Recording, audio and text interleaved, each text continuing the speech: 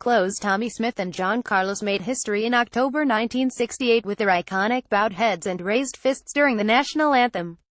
Video provided by Newsy News. Look, it takes courage to speak and it takes courage to listen. However, sometimes it takes the most courage to simply do nothing.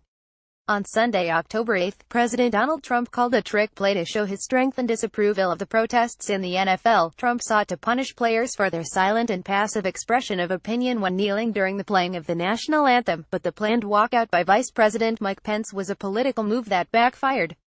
Trump knows the protests by players in the NFL is not about the American flag, our country, or the national anthem. He is aware the protests by athletes is about inequality, injustice, and police brutality. All he has to do is listen to the athletes when they speak about the protests or read any newspaper.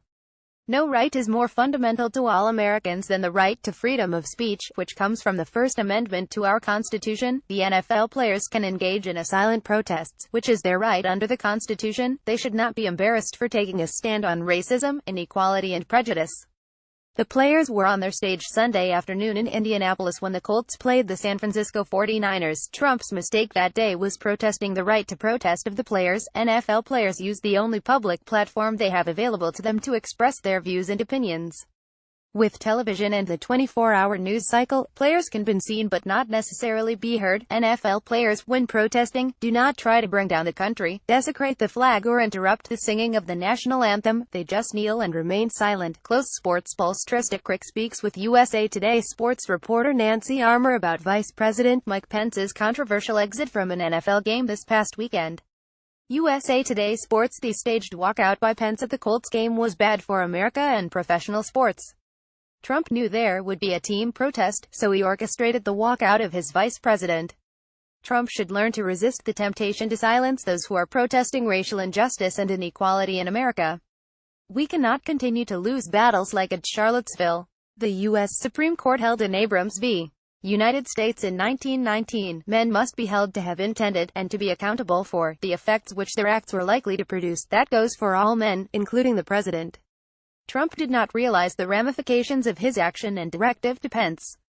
The only thing Trump knew was that the players were going to take a silent knee to protest what they deemed to be wrong in America. Do some people believe the protest is about Old Glory or the Star-Spangled Banner? The leaders of our country should know that in 1969, the U.S. Supreme Court, in Tinker v.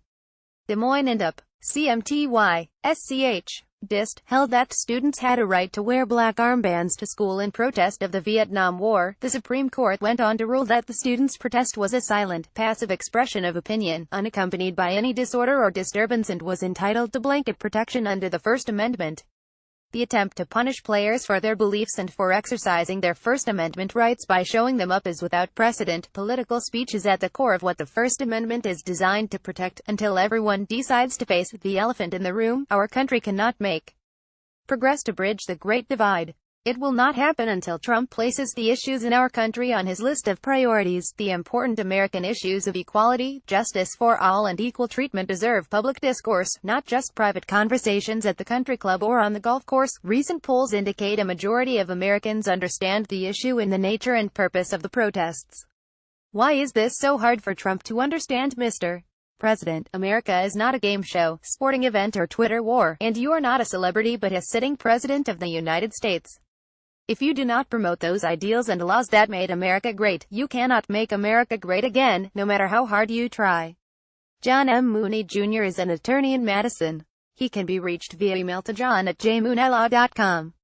Read or share this story. http www.clarenledger.com. Story opinion columnist 2017102. Trump's nil protestant trick play did not work. John Mooney 7849620001.